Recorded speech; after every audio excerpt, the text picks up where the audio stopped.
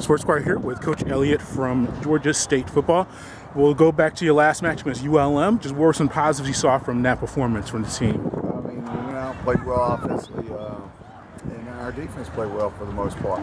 We had some struggles there in the kicking game that we have to get corrected and fixed, but overall it was a pretty good performance. Offensively, you moved the ball up and down the field, set some records there. Just what were you able to do successfully on that side of the ball, just as far as passing and running?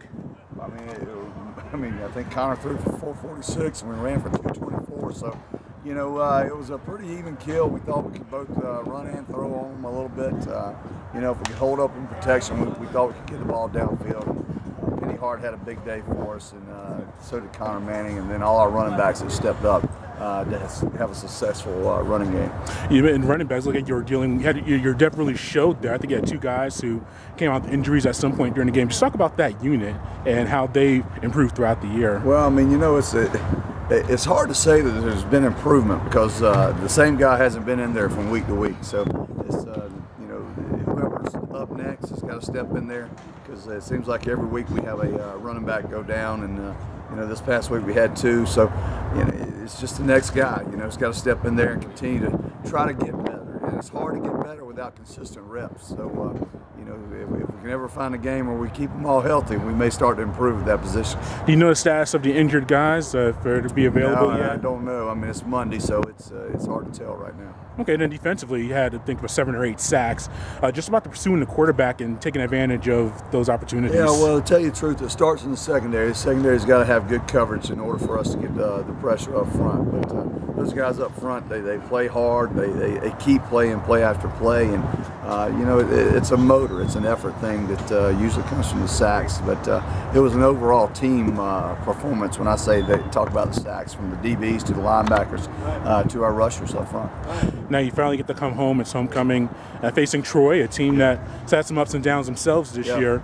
I know it's early in the week, but what have you seen from them, and what challenges will they present for you? Well, they're a good football team. Certainly they've got a strong defense. They're well coached offensively. Neil Brown does an exceptional job with them. You know, I think after they beat LSU, they probably let that win beat them again. So that it's hard. You know, you go down there and you play so well against a LSU opponent, big SEC contender, and then you come back and if for some reason that hype, maybe that enjoyment, maybe you enjoyed it a little bit too long and came back and haunted them against South Alabama. So they're going to be ready to come in here, and they're a well-coached football team, one of the best in our league. And just last, how excited is the team to finally be home? You've had some changes to the schedule.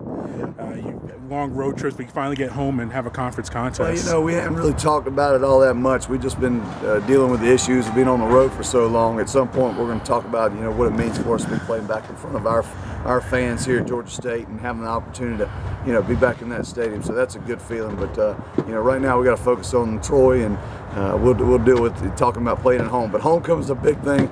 We need huge support, and we can't wait to get out there. And I hope everybody, I don't know what their plans are for Saturday, but it needs to be down there at Georgia State Stadium at 2 o'clock.